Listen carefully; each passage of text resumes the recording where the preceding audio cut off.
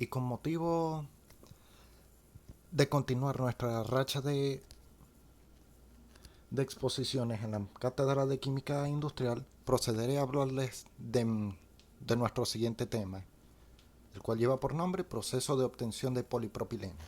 El polipropileno es un polímero termoplástico comercial semicristalino blanco semiopaco que se obtiene mediante la polimerización de propileno, el cual es obtenido como subproducto de producción de etileno o como subproducto de operaciones de refinerías. Actualmente se elabora en una amplia variedad de cantidades, de calidades y modificaciones. Un plástico termoconformado o técnico que básicamente se utiliza para la construcción de piezas que necesitan resistencia química, peso ligero y fricción suave. Ahora bien, un poco de la historia del siguiente producto. La historia del polipropileno es sin duda uno de los primeros con mayor opción de futuro. Este hecho se ve justificado con el ámbito creciente de sus mercados. Aún en los tiempos más agudos de crisis, dentro de la mayoría de los sectores en los que se encuentran nuevas aplicaciones dan lugar a este material estructural, considerado uno de los más atractivos por las ventajosas condiciones de competitividad económica.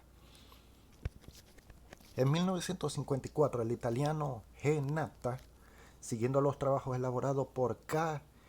Ziegler en Alemania, logró obtener polipropileno de estructura muy regular denominado isotáctico. Su comercialización en Europa y Norteamérica se inició rápidamente en 1957 en aplicaciones para enseres domésticos. Los trabajos de Natta y Ziegler, que permitieron conseguir polímeros de etileno a partir de las olefinas, abrieron el camino para la obtención de polímeros. Este plástico, también con una estructura semicristalina, superaba en propiedades mecánicas al polietileno. Su densidad era la más baja de todos los plásticos y su precio también era muy bajo, pero tenía una gran sensibilidad al frío y a la luz ultravioleta, lo que le hacía envejecer rápidamente. Por este motivo, su uso se vio reducido en unas pocas aplicaciones. Pero el descubrimiento de nuevos estabilizantes a la luz y a la y la mayor resistencia al frío conseguida con la polimerización propileno etileno y la facilidad del polipropileno a admitir cargas reforzantes, fibra de vidrio, talco, amianto y su bajo precio dieron un gran auge a la utilización de este material. La amplia gama de propiedades del polipropileno lo hace adecuado para una gran variedad de aplicaciones en diferentes sectores y marca la parada ante los materiales del futuro, además de suponer una alternativa mucho más económica. La materia prima fundamental en la producción de polipropileno es el propileno y es la disponibilidad de este uno de los principales factores a tener en cuenta a la hora de determinar la capacidad de producción de una planta. El propileno o propeno a temperatura ambiente y a presión atmosférica se encuentra en estado gaseoso y al igual que otros alquenos es incoloro, tiene un color semejante al petróleo pero de mayor intensidad. Presenta un momento dipolar ya que aunque carece de un enlace polar fuerte, su molécula es asimétrica. Asimismo, el propileno es un isómero estructural del ciclopropano. Se presenta en la naturaleza como consecuencia de los procesos de vegetación y fermentación. Ahora bien, hablemos de las propiedades de nuestro producto a estudiar. Es muy importante tener un conocimiento general del polímero en lo que concierne a propiedades mecánicas, térmicas, eléctricas, entre otros. Las mismas permiten tener una idea general de cómo va a ser el polímero y su comportamiento frente a distintas situaciones en las que se encuentra sometido.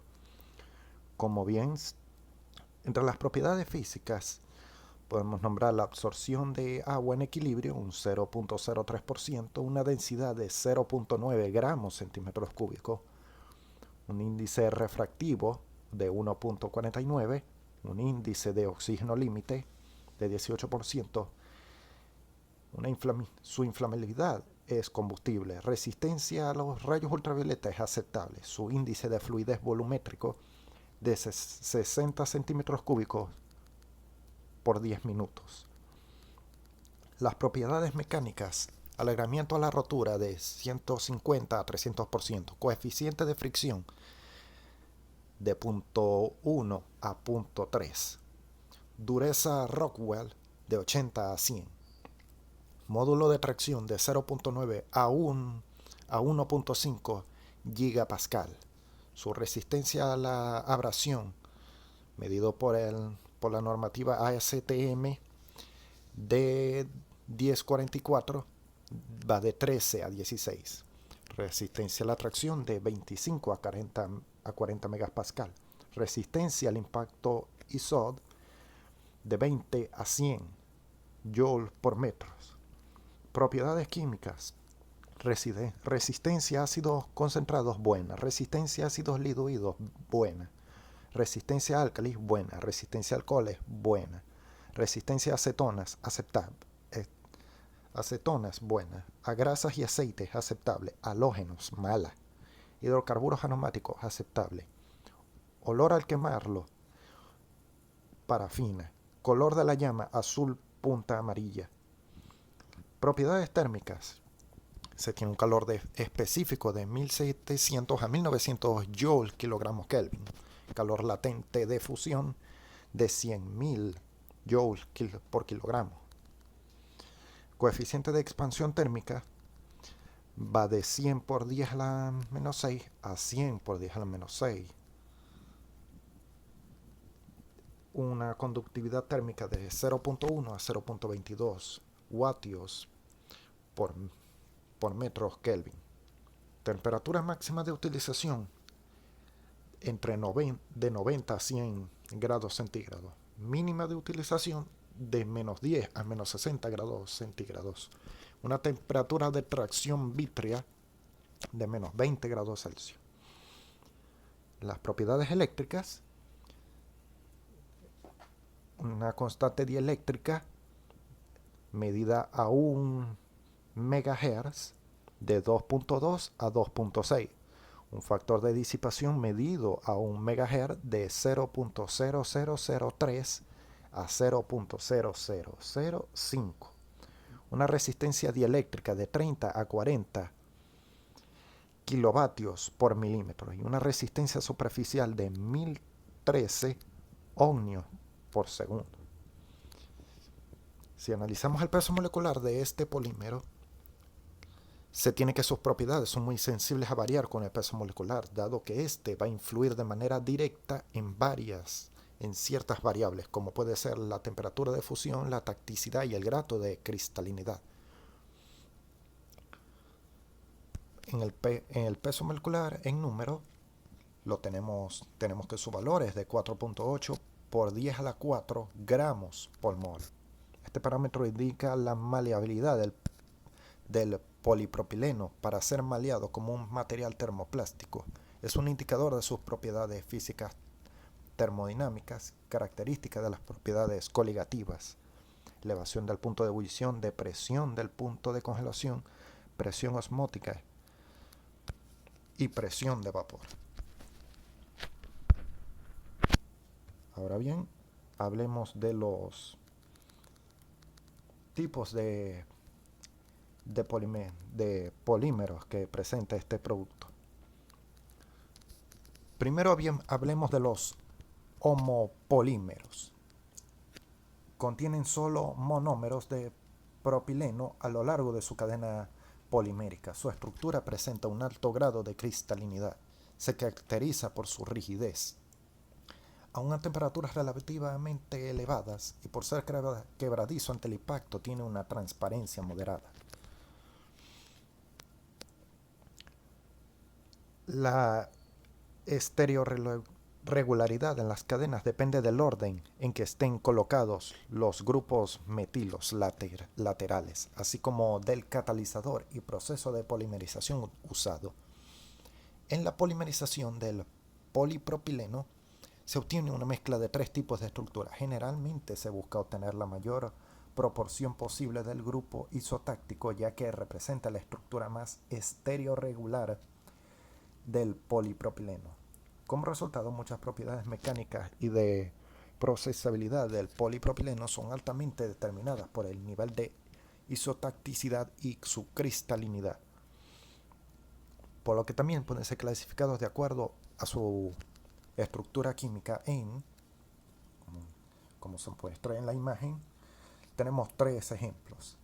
El propileno isotáctico, cuando todos los grupos de metilo están distribuidos del mismo lado de la cadena polimérica, se habla de polipropileno isotáctico. La estructura regular del grupo metileno hidrógeno del propileno isotáctico hace que las moléculas formen hélices. Esta forma regular permite que las moléculas cristalicen con una relativa dureza y rigidez, que en su forma más dura funde a 176 grados Celsius. Propileno sindiotáctico. Los grupos metilo están alternados uno a uno y otro lado de la cadena. Este tipo de polipropileno no se produce comercialmente. Por otra parte, el propileno atáctico. Los grupos metilo se encuentran distribuidos de forma aleatoria a lo largo de la cadena de la macromolécula. Las propiedades del polipropileno dependen enormemente del tipo de tacticidad que presenten sus moléculas. Ahora bien, hablemos de los aditivos en la producción de este producto. La mayoría de los productos de plástico consisten en un material polimérico que ha sido alterado para modificar o mejorar determinadas propiedades. Para utilizar un polímero en la elaboración de productos, por lo común hay que mezclarlo con otros ingredientes especiales, los cuales tienen varios fines. Los procesos para mezclar también brindan una oportunidad de mejorar la forma física del polímero, para que se maneje fácilmente en la etapa de transformación final de preparación, pero el propósito principal es de la introducción de aditivos. Los aditivos son sustancias dispersas en la masa de polímero que se incluyen en la formulación de los polímeros para modificar y mejorar sus propiedades físicas, mecánicas y de proceso. Se utilizan ampliamente en todo tipo de polímeros, termoplásticos, termofijos y cauchos. Los aditivos se clasifican según la función que realizan en el material. En este caso podemos nombrar los siguientes, los cuales cumplen las siguientes funciones. Entre ellos, facilitar la transformación. Están los lubricantes, modificar las propiedades mecánicas, plastificantes, cargas reforzantes, y los cuales mejoran la tenacidad. Abaratar el material, cargas, diluyentes y extendedores. Modificador superficial, antiestáticos, prometedores de la adhesión. Y por último, modificar las propiedades ópticas. Están los colorantes. A su vez están los antienvejecimientos. Cumplen la función de... Están los antioxidantes, estabilizantes contra la radiación ultravioleta y entre varias otras funciones hay agentes espumantes, retardadores de llama, biocidas.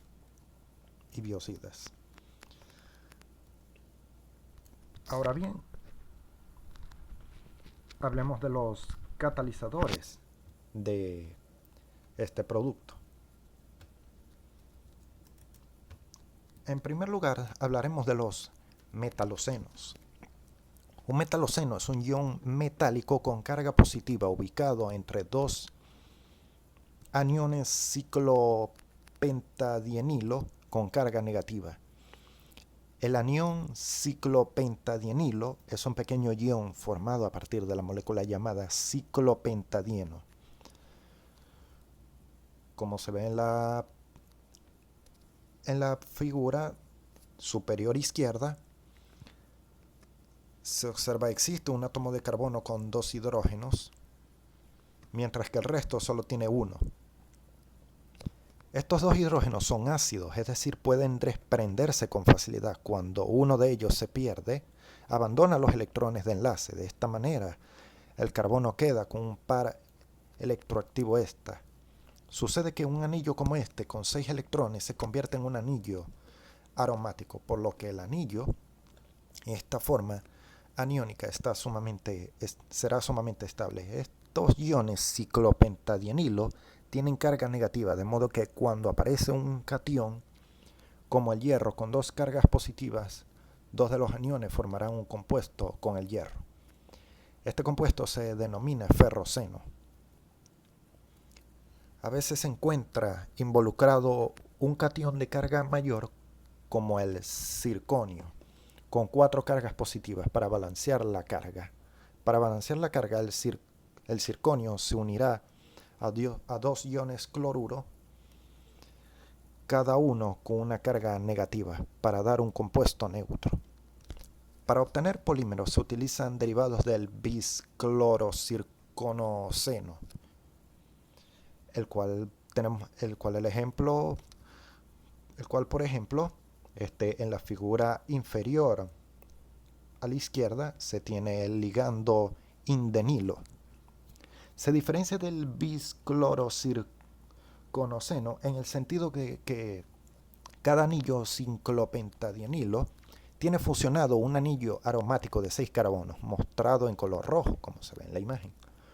Este sistema de 2 anillos formado a partir de un anillo ciclopentadienilo fusionado con un anillo fenilo se denomina, como comenté, ligando indenilo.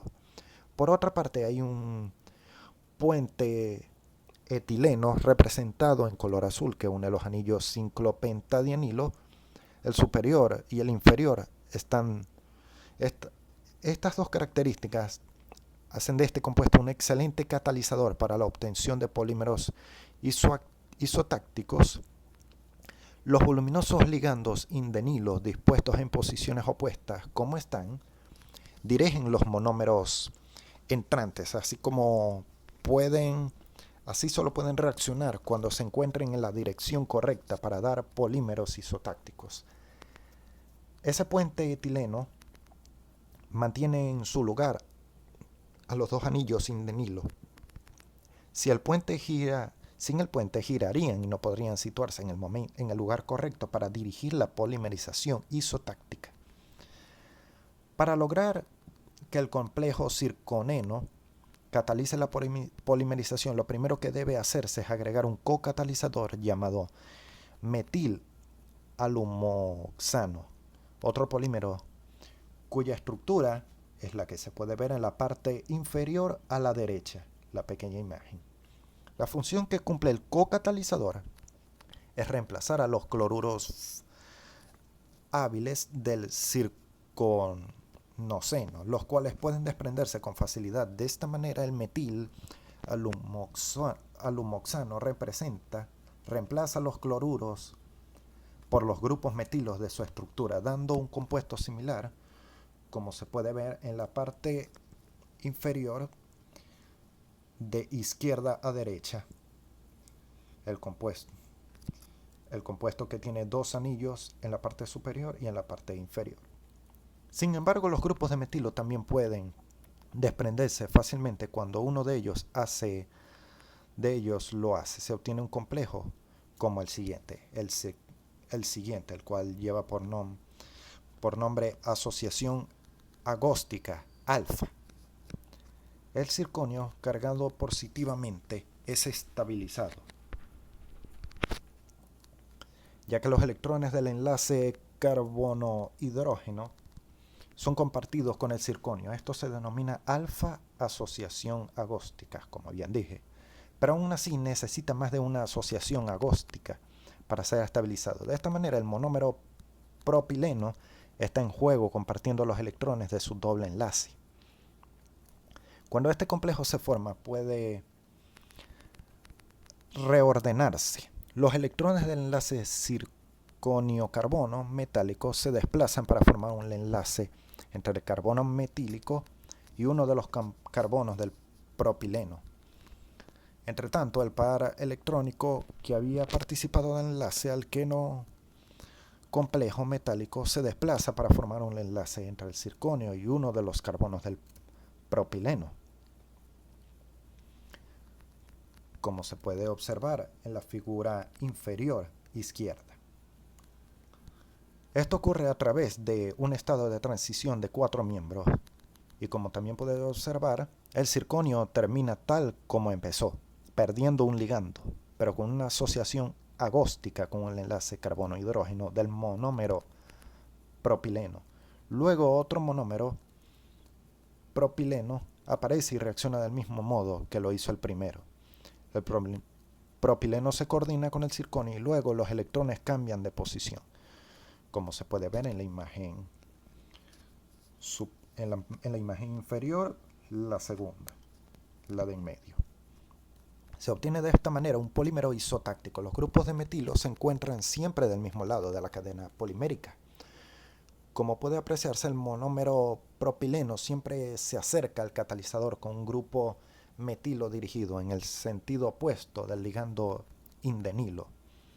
Si el grupo metilo se dirigiera hacia el ligando indenilo por efectos esféricos, ambos se molestarían, evitando que el propileno se acerque lo suficiente al circonio para formar el complejo, de modo que solo el metilo se encuentra en sentido contrario respecto al ligando indenilo. El propileno puede acomplejarse con el circonio. Como se puede de manera similar, un catalizador que presenta otra configuración producirá propileno sindiotáctico. Ahora bien, hablemos de los catalizadores Ziegler-Naftha, los cuales llevan por nombre dichos catalizadores llevan el nombre de los originales autores descubridores de nuestro compuesto a estudiar, el polipropileno. Los catalizadores Ziegler-Naftha son compuestos metálicos con propiedades que permiten la polimerización estereoespecífica de alquenos. El proceso fue desarrollado en el grupo de Carl Ziegler en el Instituto Max Planck de Mülheim.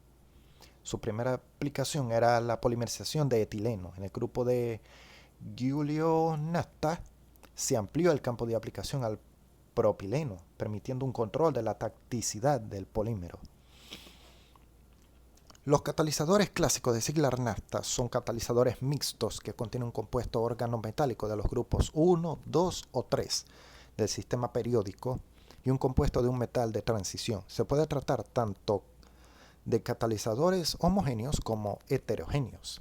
Se trata de catalizadores con varios centros activos diferentes, múltiples site, como bien se conoce.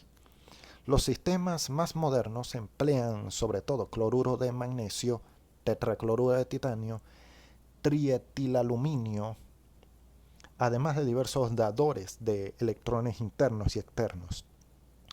Para que dicho proceso se produzca, se requiere un complejo de metal de transición del grupo 4 a 8 de geometría octaédrica con una posición de coordinación libre. Este complejo se forma inicialmente a partir de los compuestos metálicos y metalorgánicos. La vacante de coordinación tiene propiedades de ácido de Lewis. El mecanismo de un proceso de tipo Ziegler-Naftha se basa primero en la adición del alqueno al centro metálico con los electrones del doble enlace y luego en la inserción del enlace del metal con el carbono del resto orgánico enlazado previamente. Así se regenera la vacante de coordinación y el ciclo catalítico comienza de nuevo. Como bien se ve en la primera imagen de arriba, se coordina una molécula de propileno a un centro metálico de titanio y luego pasando por un estado cíclico, se inserta en el enlace del metal con el polímero formado previamente. Esta reacción es estereoespecífica. El grupo metilo siempre se insertará al mismo lado de la cadena. El crecimiento del polímero termina cuando se ha consumido todo el monómero o cuando se forma un hidruro por una reacción de eliminación, como bien se puede ver en la imagen de abajo. Ahora bien, hablemos de las técnicas de polimerización. Existen diversas formas de clasificar los procesos. En este caso se realiza la misma basándose en el estado de agregación de la fase portadora del monómero. Teniendo en cuenta esta consideración, encontramos tres grandes familias de procesos. Las mismas son polimerización en suspensión, slurry, la cual podemos ver el diagrama de flujo en la parte superior. La polimerización en masa en fase líquida, bulk, la cual su diagrama se muestra en la parte inferior izquierda. Y por último, el proceso en masa en fase, la polimerización en masa en fase gaseosa. Primero hablemos del proceso slurry. Están configurados para que la reacción, los procesos slurry están configurados para que la reacción tenga lugar en un hidrocarburo líquido, en el que el polímero es prácticamente insoluble y a una temperatura inferior a la de fusión del polímero.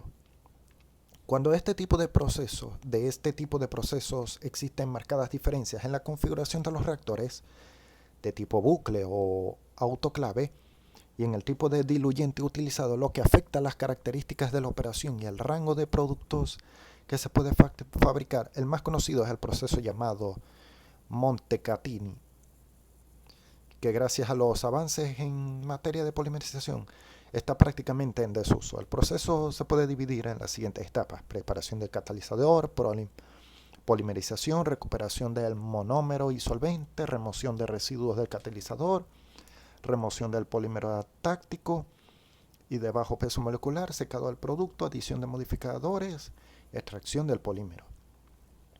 Ahora bien, los procesos con el monómero condensado o bulk process o polimerización en masa en fase líquida. La principal diferencia de este proceso con respecto al de suspensión es la sustitución del solvente por propileno líquido.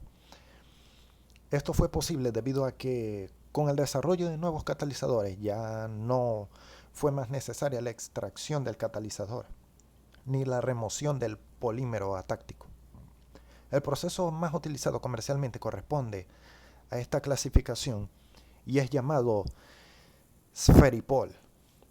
Se trata de un proceso versátil que permite preparar diferentes tipos de productos con propiedades óptimas usando dos reactores en serie. Por último, los procesos con el monómero en fase gaseosa o polimerización en masa en fase gaseosa. Los procesos en fase gaseosa aparecieron casi simultáneamente con los en fase líquida. Esta tecnología fue revolucionaria porque evitaba completamente la necesidad de un solvente o un medio líquido para dispersar los reactivos y productos del reactor. También eliminaba la separación y recuperación de grandes cantidades de solventes o de propileno líquido que era necesaria en los procesos con reactores en suspensión o en fase líquida. El polipropileno, producto que se obtenía en los reactores de fase gas, era esencialmente seco y solo requería la desactivación de una pequeña parte de los residuos del catalizador antes de la incorporación de aditivos y su posterior peletización. Por lo tanto, esta tecnología redujo la manufactura del polipropileno a pocos pasos esenciales. Algunos procesos representantes de esta tecnología son Novolen y Unipol. Ahora bien,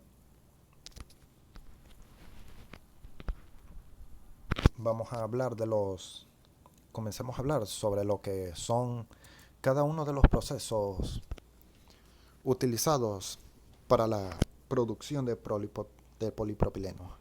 Empecemos con el proceso LIPP, proceso por unidad de destilación, muy utilizado para la producción de homopolímeros. Esta unidad produce propileno grado polímero con una pureza superior al 99%. Su materia prima es un corte de propano propileno proveniente de las principales refinerías obtenidas de un país. El proceso comienza por remover impurezas en una serie de equipos, ya que las mismas afectan severamente la eficiencia del catalizador de polimerización. Luego, en una columna desmetanizadora se remueven gases livianos, algunos de los cuales afectan también la polimerización. Una columna de destilación de 200 platos produce la separación del propileno del propano. Esta columna opera con el concepto de bomba de calor, con lo que se logra alta eficiencia energética, ya que un compresor toma los gases del tope de la columna y los utiliza para calentar su fondo, y al mismo tiempo se baja la presión de la columna, con lo que se mejora la separación. Después de la separación, varios lechos de guarda evitan la llegada de impurezas a la etapa de polimerización. Ahora bien, mencionemos un poco de lo que es el proceso Novolen. El proceso Novolen de fase gas es licenciado por Novolen Technology Holdings CB, un emprendimiento conjunto entre ABB, Lummus Global y Lyondell. Este proceso utiliza uno o dos reactores verticales de fase gas, homopolímeros y copolímeros random. Son manufacturados en uno o dos reactores en cascada según la capacidad deseada y el tipo de productos. Los copolímeros de impacto requieren dos reactores en serie. En el primer reactor se polimerizan homopolímeros y copolímeros random. En el segundo reactor se agrega la fase elastomérica, polimerizando una mezcla de etileno y propileno, etileno-propileno. Ahora bien, hablemos de lo que es el proceso Unipol. Este proceso es conceptualmente similar al proceso Unipol para el polietileno, del cual evolucionó. Fue desarrollado por Union Carbide, luego adquirido por Dow Chemical, la cual licencia la tecnología. En el proceso Unipol para polipropileno, un reactor es utilizado para producir homopolímeros y productos de copolímeros al azar, random, que operan en fase gaseosa en un lecho fluidizado. Opcionalmente, un segundo reactor puede ser operado en serie con el primero para producir copolímeros de impacto. Cuando se producen copolímeros de impacto, el homopolímero de polipropileno producido en el primer reactor se transfiere al segundo reactor, en donde el remanente del catalizador promueve una reacción adicional. Ahora bien, hablemos del proceso INNOVENE del polipropileno de INEOS. El proceso INNOVENE para propileno es una combinación de un reactor pistón de fase gaseosa agitado horizontal y catalizadores CD propietarios. El propileno y etileno, en caso de ser requeridos, se hacen pasar primero por un sistema de purificación y de la alimentación para remover impurezas. El propileno fresco, junto con el propileno líquido de reciclo, entra al primer reactor donde el catalizador es agregado. El gas caliente de reacción que sale de los domos del reactor 1 es separado de los finos antes de ser enfriados. Los finos son recirculados al reactor 1. El propileno condensado, es reciclado al reactor a través de una bomba, mientras que el propileno gaseoso es reciclado a través de un compresor como medio fluidización. A través de un sistema pulmón intermedio de transferencia de homopolímero del reactor 1 es alimentado al reactor 2. Cuando se produce homopolímero, esta reacción continúa en el reactor 2 por adición del propileno fresco y reciclado. Para hacer copolímero random o copolímero de impacto, El etileno es agregado como alimentación al segundo reactor. El propileno gaseoso y condensado son reciclados por medio de un agregado similar al del reactor 1. Ahora bien, hablemos del proceso IPOL Mitsui. Esta tecnología de producción se caracteriza por el uso de catalizadores de alto rendimiento, polimerización en dos fases y amplia gama de productos. El proceso IPOL, la materia prima y los catalizadores son introducidos continuamente a la sección de reacción. 2 reactores en fase líquida y 2 en fase gaseosa. El propileno polimeriza formando polvo de polipropileno, el cual es secado para eliminar el material volátil mezclado con diferentes aditivos dependiendo de la aplicación y sometido a un proceso de extrusión, donde se transforma en gránulos o pellets, los cuales son posteriormente transportados a silos de homogeneización. Los gránulos son finalmente ensacados y almacenados para su posterior despacho.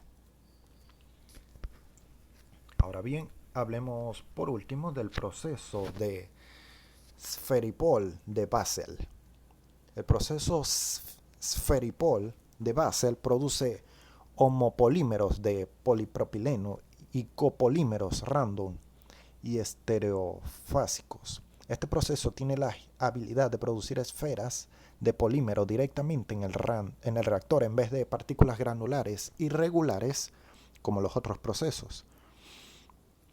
La polimerización en masa emplea reactores tubulares llenados con propileno líquido para producir homopolímero y copolímero random o terpolímero.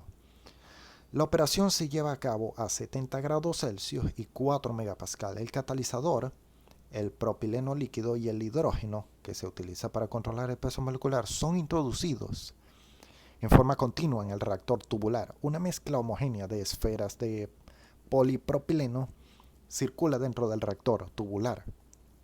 Si se desea producir copolímero random o terpolímero, se introducen pequeñas cantidades de etileno y o 1-buteno en el reactor. El calor de reacción es removido por las camisas de agua de enfriamiento del reactor. El polímero se descarga en forma continua en un ciclón. El propileno remanente del ciclón se recobra, condensa y bombea de vuelta en el reactor tubular. Ahora bien, hablemos de la producción de polipropileno en Venezuela. La empresa la cual produce el polipropileno en Venezuela lleva por nombre Propilven. Se ubica en el complejo petroquímico Ana María Campos, la cual esta unidad inició operaciones en los años 1991, en el año 1991 con una capacidad instalada de 70 millones de toneladas métricas anuales de polipropileno. En 1996 se amplió su capacidad en un 20%. En 2004 se amplió su capacidad a 110 millones de toneladas métricas anuales. Produce polipropileno en sus grados polímeros, copolímeros, copolímeros random y aleatorios. Su proceso productivo es de tecnología japonesa, la Mitsui Chemicals Inc. tipo IPOL o Sferipol. Ahora bien, hablemos del esquema general de producción del propileno en la planta de Propilven. Esta se ubica en cinco procesos: la sección 100, la preparación de catalizadores, la sección 200, la polimerización, sección 300, secado, sección 400, recuperación del hexano, y sección 500, estabilización y peletización. En primer lugar, se tiene la La sección 100, la preparación de catalizadores. Se utilizan 3 tipos de catalizadores: el tetracloruro de titanio, o TK, el trietilaluminio o AT y el ciclohexildimetocililano, también conocido como OF. Por otra parte está la sección 200, que es la polimerización. Esta se ubica en dos, se caracteriza por 2 procesos. La primera, la polimerización en fase líquida, conformado por los reactores D201 y D202. El calor generado se remueve por sistema de condensación conformado por los intercambiadores E201 y E202, además de un condensador de venteo E207. Por otra parte, también hay una polimerización en fase gaseosa, la cual está conformada por los reactores D203 y D204. El propileno que viene con el polímero en forma de pasta se evapora antes de entrar al reactor D203 a 80 grados Celsius. Por otra parte, hablemos de la sección 300, la cual es la operación de secado. En primer lugar, la separación del gas de reciclo. El polímero que proviene de los reactores va hacia el separador de gas de reciclo D206 y luego al M301, un calentador. Este polímero va hacia allá en forma de polvo de polipropileno. Luego se tiene la fase de secado. El producto, al llegar al M301, seca el polímero por medio del calentamiento con vapor. Posteriormente se pasa al M302, donde este equipo se seca aún más. Se seca aún más el producto. Por otra parte, se tiene la sección 400, donde se lleva a cabo la recuperación del hexano utilizado en el proceso, el cual no reaccionó o no tuvo lugar o se pudo recuperar, para luego concentrarnos en la sección 500, estabilización y peletización, en donde en esta sección se añaden cantidades específicas de estabilizadores, el polvo de polipropileno. Estos son mezclados y fundidos para luego ser cortados en pellets. Y por último, estos son enviados a ensacado. Las principales aplicaciones del polipropileno son muy amplias.